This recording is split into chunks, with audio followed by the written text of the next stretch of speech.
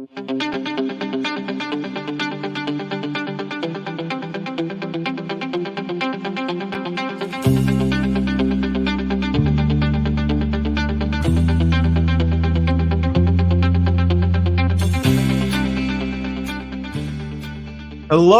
and welcome to this live episode of the Energy Detox, coming to you today on March 18th, 2024, the day after World Shale Energy Day and the day after St. Patrick's Day. And on this special episode of the Energy Detox, we're going to kick things off by announcing the one winner of our grand prize to honor World Shale Energy Day. But before we draw the winner and announce that here on the Energy Detox, we'll take a couple of minutes briefly to explain what World Shale Energy Day is and to step quickly through all of the prizes that we're giving away this morning. And so, what is World Shale Energy Day, or what was World Shale Energy Day that was celebrated yesterday, March 17th? Well, it is a celebration, it is an acknowledgement, it is an awareness campaign for the energy that is derived from shale. And we celebrate it on March 17th every year because March 17th marks the anniversary of the first two commercial fracs completed by Halliburton back in 1949, 75 years ago. And I'd be remiss not to also mention another anniversary, perhaps less significant. This occurred 4 years ago today, and that was the birth of the Energy Detox. So on March 18th, 2020, just as that pesky pandemic was kicking off there, again, the Energy Detox was born, and here we are 91 episodes later in a celebratory mood, of course, to give away some prizes. And what are those prizes that we're giving away? Again, if you want more details on these prizes, you can head over to shamrock.com. We did a 10-minute video going into more detail, but again, in the interest of time here, and for those of you who enter the contest and are, well, you're waiting to find out if you're the big winner, we'll step quickly through them, starting with this Shale Energy Day Guinness glass, trying to get in focus. Always a challenge here. We're giving away 4 of these, again, because you think about shale, often organic, rich, black shale. Guinness is certainly a nice parallel to that if you happen to enjoy a nice dark beer like that. The other thing we're giving away is 4 of these Guinness coasters that, again, are emblazoned with Happy World Shale Energy Day, marking March 17th. And again, while these are not made of shale, they're made to certainly look like rock here. They're made of slate. And if you've had a couple Guinness and you happen to be a lowly engineer like me, not a geologist, because, you know, geologists cannot be fooled for something that is not shale and calling it shale. But if you're, again, like me, after a couple Guinness, it certainly passes for shale. And again, is a good reminder here of what we do in our industry. That is, of course, protect people, protect the planet, and a coaster is a good representation of that. The other thing we're giving away is one of these stone bottle openers, again, to symbolize the fact that what have we done with the shale revolution? Well, we've unlocked the potential of the shale below our feet. And again, a bottle opener is a perfect representation of something that unlocks potential. That being said, the other thing we're giving away is that potential energy below our feet.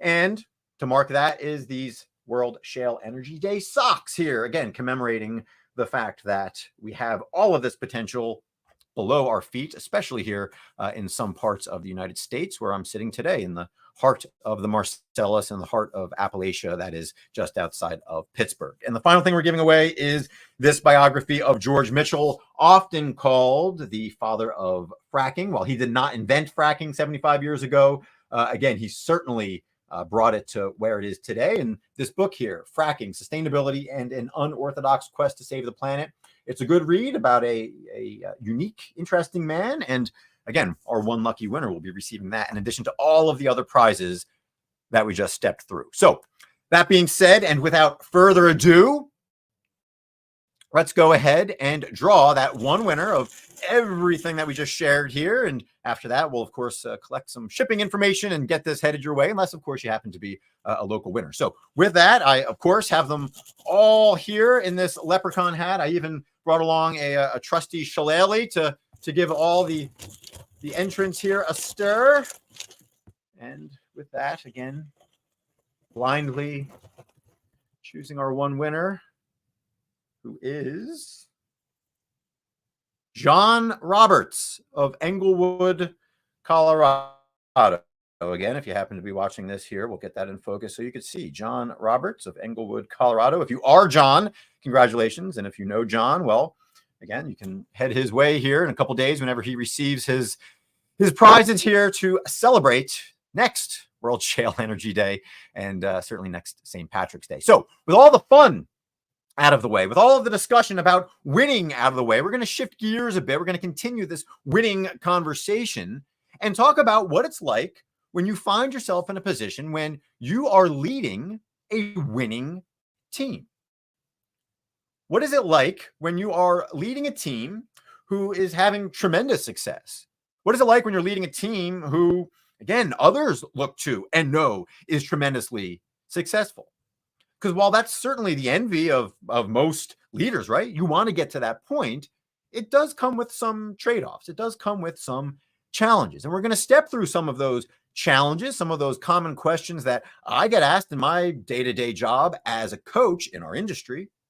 And of course, this being a live episode of the Energy Detox, I welcome your questions, your comments, your stories, your anecdotes, your strategies for how to deal with the unique challenges that come with leading a highly successful and winning team.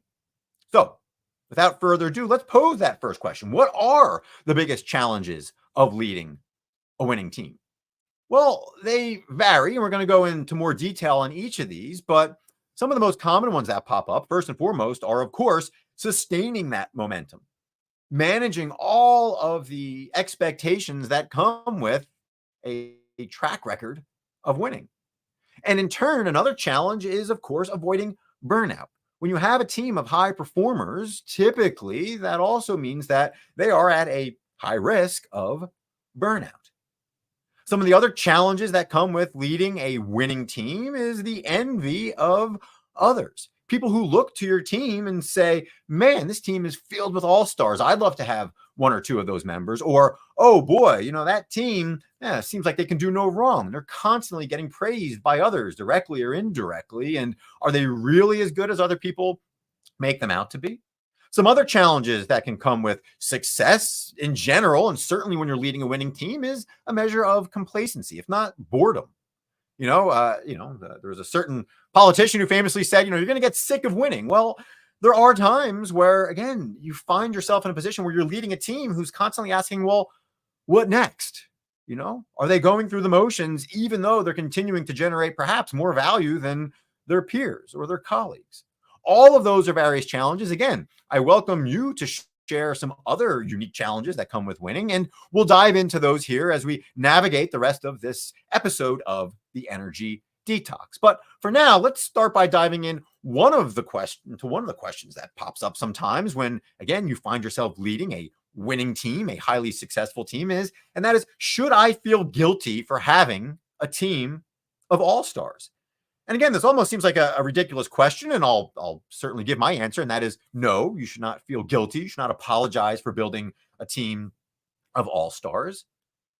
You should be proud of building a team of all-stars. Or if you happen to inherit a team of all-stars, great.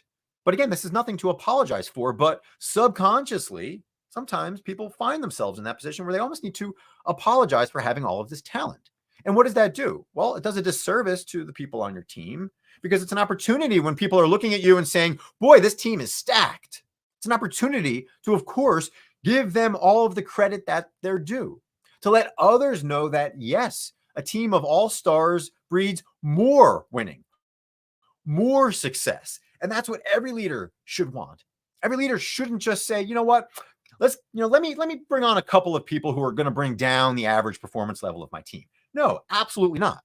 So I don't think we need to spend much more time on this question, but it's amazing how often this does pop up. Again, sometimes it's more subtle, but if you are a leader and you find yourself in a position where you're apologizing for all of the talent on your team, well, that's not necessarily a recipe for success. It's not a good signal to your superiors, to your bosses, who of course want winners. And again, it's not really a good signal to those around you who might be interested in inevitably joining your team if they get wind of the fact that, you know what? Yes, we need to dilute the average a little bit and bring on somebody else. So the short answer to this question is absolutely not. Don't feel guilt, feel pride, and leverage that to better everybody around you. That being said, a related question is, well, how do you manage the envy of other teams? So we just said if you are leading a successful team, a high performing team, a winning team, you certainly shouldn't apologize. But you do need to recognize the fact that there are going to be others out there who are green with envy, if you will, or who are jealous of your success. And that can manifest itself in a couple of different ways. Obviously, the worst way, and certainly a way that I don't see often and I don't like to see, but it's almost putting people in a position who are outside your team to constantly be looking for ways to knock you down a peg, to be looking for things that you're potentially doing wrong, to get you, so to speak, so that you don't continue to be there on, again, what might others say is your high horse. So how do you deal with that? Well, there's a couple discrete ways to attack this envy and not just push it away, but actually embrace it. And the first way to attack it, if not embrace it, is, of course, to give credit constantly to other teams, to let other teams know verbally, publicly, that the key to your team's success and wins is their efforts, is the things that they're doing. So don't even give them the excuse, which again is not uncommon, for people to say that you and your team are constantly taking credit for the work that other people are doing. Nip that in the bud, proactively address it. And again, that's going to chip away at some of that potential envy, some of that potential jealousy that exists outside of your highly successful winning team. Another good offensive attack plan, if you will, is, of course, to continually show how your team wants to learn. How are you learning? How are you amassing new information? Share that. Share how you're going out to other teams and asking for more information. Again, not so that you can learn something to get credit for, but because you're genuinely curious about what the other folks are doing. And vice versa. Make an extra attempt to share what you're doing, to share what you know in a way that, again, builds up others. Again, this might sound like a bit of fluff, but for those of you who find yourself in a position where you feel like you have a target on your back, these are some discrete things that you could do very simply, very cheaply, to make sure that that envy, that jealousy doesn't creep in and in some way, shape, or form detract from your team's performance. That being said, the defensive strategy to dealing with the potential envy of other teams is, quite frankly, to, again, be on defense, be on guard, be extra diligent against the things that your team is saying and doing that others, again, could run with, could use as an attack plan. And I'll give you a specific example of this, and that is when it comes to rumors and hearsay. When there's things going on within your company that are maybe, somewhat secret, or that you shouldn't be sharing necessarily, even if it's an open secret, even if everybody beyond your team is talking about it, simply warning your team and saying, hey, look, we're not going to engage in this because we know we're not supposed to be doing it, even though everybody else is doing it. And we're not going to give anybody else an excuse to point to us as the one out of 100 other folks that are doing it. We're not going to allow other people to point to us in some negative light. So again, it's a matter of being more diligent and, of course, conveying that to your team. And the final piece, and again, this is a bit of proactivity, but it's making sure that you as a leader, and certainly your team members, call out mistakes, things that have gone wrong that your team has done before others do. Take the wind out of the sails of others. Be the people that put a spotlight on yourself to say, look, we messed this up. You do that, again, you've taken away 90% of the ammo that somebody else might be salivating. So again, this isn't the most positive topic. I don't like diving into this, but it's a reality for many leaders who are leading, again, teams of all-stars, winning teams, and you need to be on guard against it, or else you're opening yourself up to a ding in your performance. That being said, moving on to another question that pops up for leaders who are in an envious position to be leading a winning team. And that is, how do I manage the success-induced pressure and potential burnout of a high performing team? And again, there's a couple discrete tools that may or may not work for you in your specific position. And the first of those tools is generating no templates. And this is a topic we've talked about in the past on the Energy Detox, but it bears repeating because when you're leading a winning team, when you're leading a highly successful team, it's extra important that you give your team, and certainly you're armed with easy ways to push back against extra work that really doesn't add value, that your team doesn't need to be doing, but might be flowing your direction because, of course, people are going to say, hey, if I want this done, I want this done right. I'm going to hand it off to this leader and his or her high performing winning team. So it's up to you to construct what, again, some would call no templates. And that is, call it a half dozen, maybe 10 different discrete ways to turn back work or to clarify priorities that are coming your way, especially if they're coming from above. And again, we're not going to take 5 minutes or so to construct all of those ourselves here on the Energy Detox. This is something I do on a regular basis with the folks I work with on a coaching or from a coaching standpoint. But ask yourself, what are the common things that pop up? Is it busy work that doesn't add value? Is it fire drills from above that seem important because of who's asking, but may not actually, move the needle from a bottom line? How can you succinctly, confidently, and easily come back and say something as simple as, hey, we love to tackle this. Unfortunately, given what we're doing right now, something else is going to have to move off of our plate, or we're going to have to do this at maybe 50%. How do you convey that? Because it's true in a way that's easy.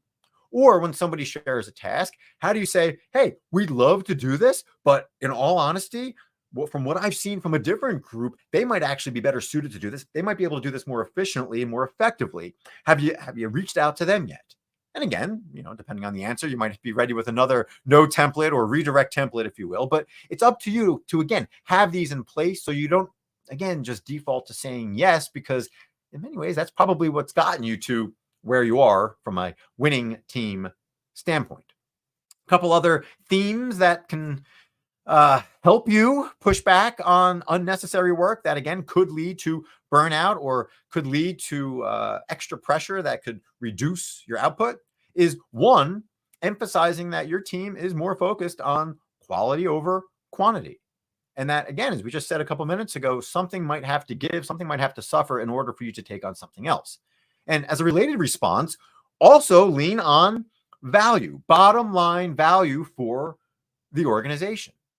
If the person coming to you with some new task can't articulate how it's connected to the bottom line, then you need to push back, because you and your winning team should be working predominantly on things that are connected to the long-term vision, to the bottom line of your organization. And if you're not, or you're presented with something that is not going to check that box, then it's up to you to have a simple, ready statement that you could deploy to push back, to say no, to redirect, to make sure that your team doesn't continue taking on things that are only going to cause it in the long run to suffer.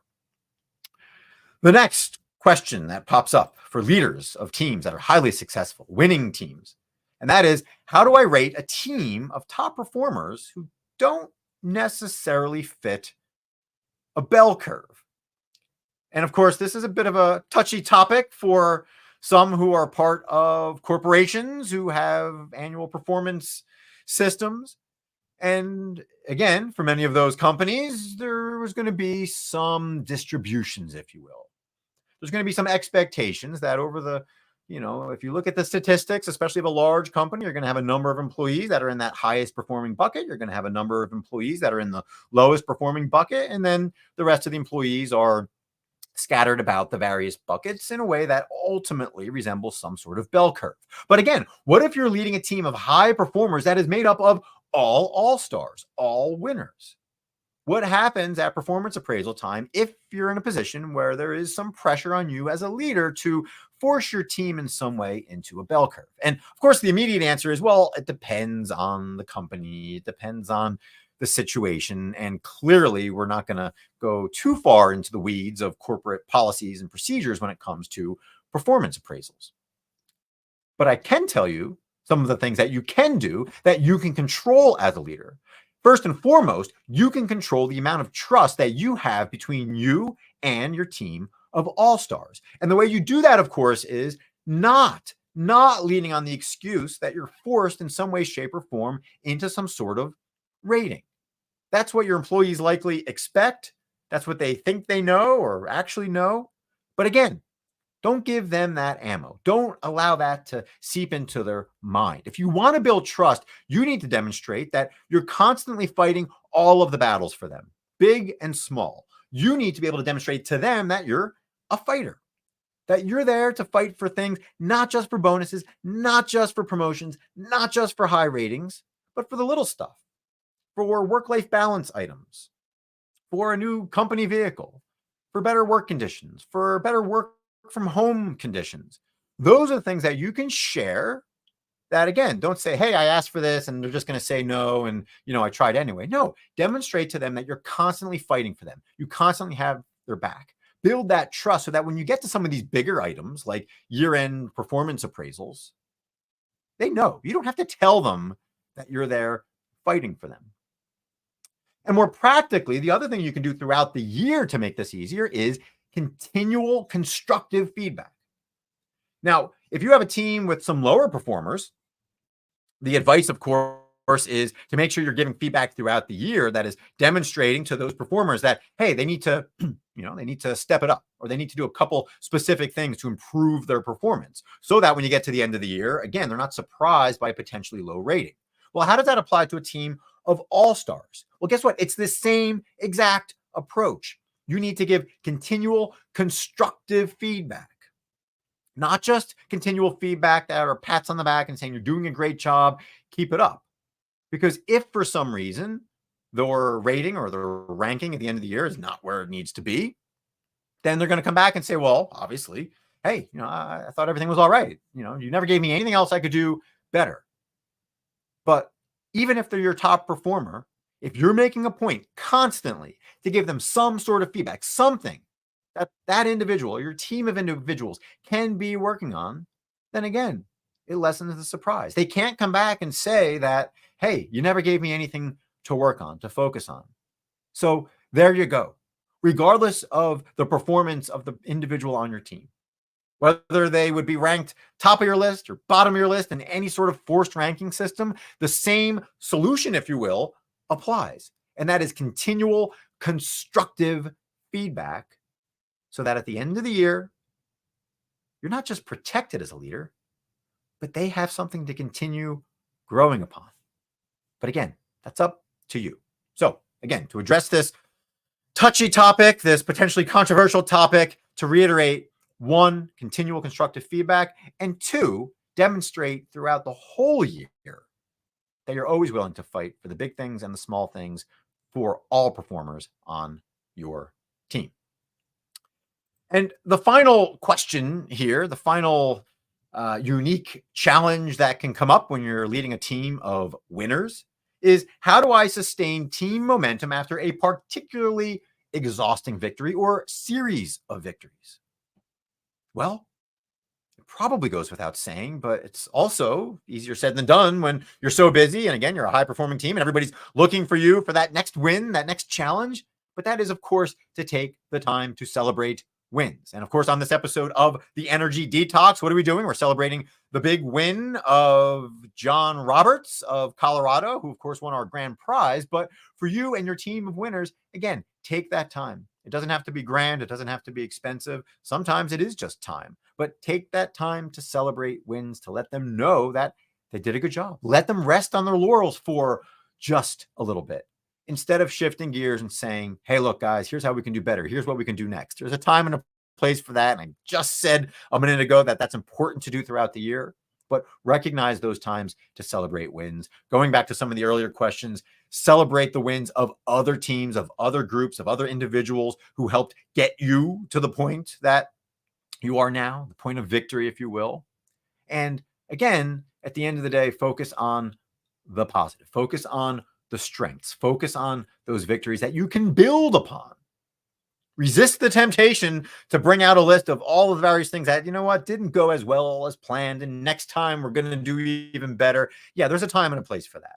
But after a victory, start with the easiest things, which is, this is what we did well. This is how we got to the point of success. This is how we emerged victorious. Start with those strengths, start with those wins, start with those victories, and make sure you're setting aside the time to actually do that, to celebrate, to collect your thoughts.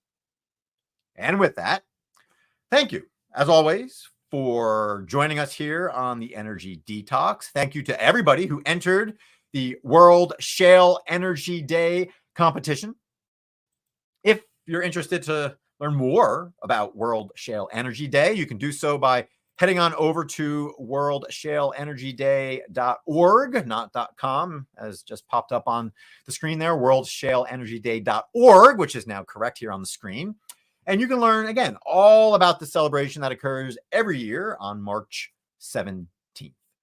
So with that, as always, I am your host, Joe Sinnott. I appreciate you all for tuning in to, again, this live episode of the Energy Detox. And I wish you all the very best over the next 364 days until we can once again celebrate World Shale Energy Day and St. Patrick's Day. But in the meantime, we'll have another episode of the Energy Detox on deck soon enough.